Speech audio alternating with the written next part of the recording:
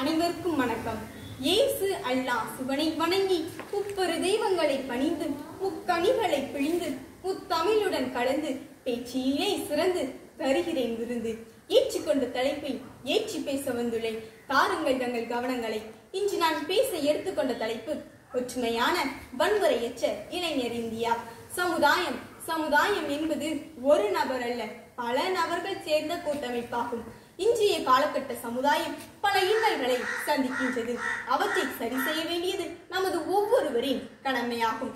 அவ்வகையில் சமுதாயத்தில் இளைஞர்களின் பங்கு என்பது குறிப்பிடத்தக்கது. என் கடன் பணி செய்து கிடப்பதே என்ற வள்ளுவரின் வாக்கிற்கிணங்க இளைஞர்கள் இச்சமுதாயத்திற்காக ஆற்ற வேண்டிய பணிகள் ஏராளம் உண்டு. இன்றைய இளைஞர்கள் நாளைய தலைவர்கள். அவர்கள் சமுதாய உணர்வுடையவர்களாக வாழ்ந்தால் வீடும் நாடும் நன்மையடையும். பாரத நாடு பழம்பெரும் நாடு, நீரதன் புதல்வர் நினைவகற்றாதீர் என்றார் மகாகவி பாரதியார். சாதி மதம் இனம் மொழிகளால் நாம் வேறுபட்டிருந்தாலும் இளைஞர்கள் என்ற உணர்வால் ஒன்றுபட்டிருக்கிறோம். ஒன்றுபட்டால் உண்டு வாழ்வே. நம்மை ஒற்றுமை நீங்கி அனைவருக்கும் தாழ்மை என பாரதியார் நமக்கு மறுபடியும் நினைவூட்டுகிறார். மனிதகுலம் ஒன்றுபடுவதனால் உண்டாகும் நன்மைகள் பலவாகும். அதற்கு வரலாற்றில் பல உதாரணங்கள் இருக்கின்றன. ஆங்கிலேயர் ஆட்சியில் அடிமைப்பட்டு கிடந்த நமது முன்னோர்கள் ஒற்றுமையுடன் ஒன்று கூடி செயல்பட்டதால் இன்று நாம் விடுதலை காற்றை சுவாசிக்கின்றோம். வாழ்க்கை ஒருமுறை, அதில் ஏன் வன்முறை? ஒருவர் மனம் வருந்த சிரம் கொண்டு பேசுவதும் வன்முறைதான். சாதி இல்லாத இந்தியாவிற்கான தீர்வுகளாவன.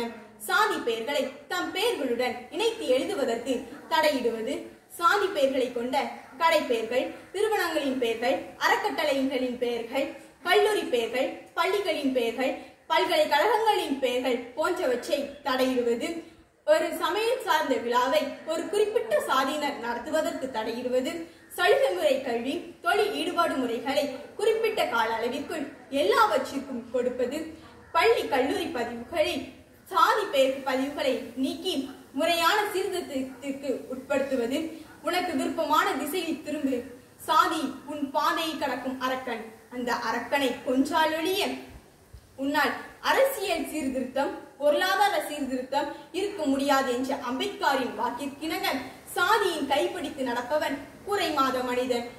கீதை போதித்ததா சாதி? பைபிள் போதித்ததா சாதி? திருக்குரான் போதித்ததா சாதி? மனித சாதியில் பிறந்த மனிதா, ஏன் சாதியால் பிறந்து மிருகமாகிறாய்?